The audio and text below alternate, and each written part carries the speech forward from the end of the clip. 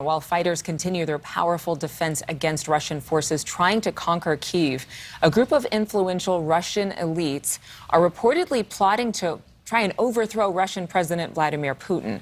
A recent Facebook post from the Chief Directorate of Intelligence for Ukraine's Defense Ministry claims poisoning, sudden disease, accident. Russian elite considers the possibility of removing Putin.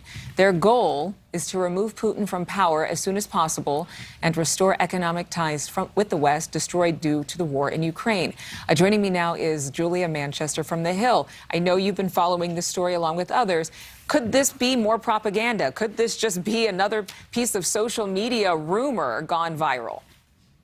You know, Adrienne, it's hard to tell. As far as we don't know that the United States has publicly confirmed this intelligence. However, this is really based, I think, on a lot of speculation that there is a lot of internal discontent in Putin's inner circle. A lot of this stems from, according to this report, stems from his close confidant, Alexander Bortnikov. Now, this person is head of the FSB, the security system in Russia that was really in charge of, starting the invasion of Ukraine, really works closely with Putin. And we know that these two individuals, Putin and Bortnikov, reportedly, according to this intelligence, had a falling out. Putin was not happy with the way the invasion kicked off. He was not happy that Bortnikov did not have more intelligence on how prepared the Ukrainian people and the Ukrainian army would be. So, this is where this all stems from. However, it's unclear whether this is true. Remember, Adrienne, this is war, so we know that there's lots of conflicting pieces of information really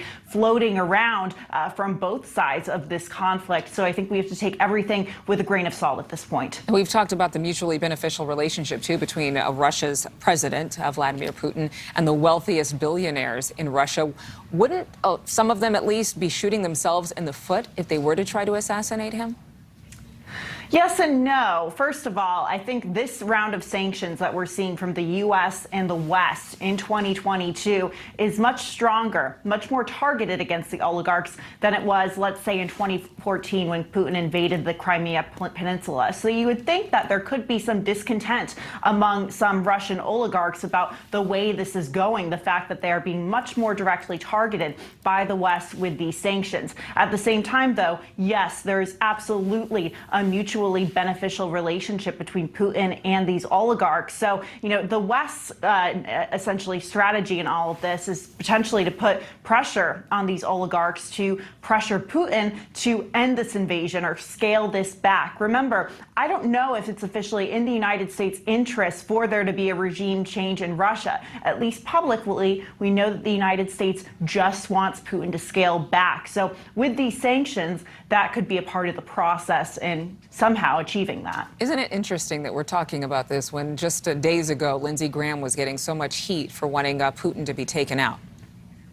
That's very interesting. And we actually, saw Lindsey Graham get a lot of pushback for that, especially from, people who watch intelligence issues in the United States, former government officials saying he was only really stirring the pot during a very sensitive time between Russia and the United States. I think we have to remember, though, during all of this, Russia and the United States still have diplomatic relations. There is still a Russian ambassador here in Washington. In fact, just down the street from me right now. So it's not like Russian and U.S. relations have been completely cut off. So I think the United States is walking a fine line in this, and that's why you haven't seen too much comment from the government on this Ukrainian intelligence, and why you probably saw a lot of discontent from lawmakers and government officials about those comments made by Lindsey Graham. Yeah, everything right now taken with so much more sensitivity, and anytime we talk about an assassination attempt of any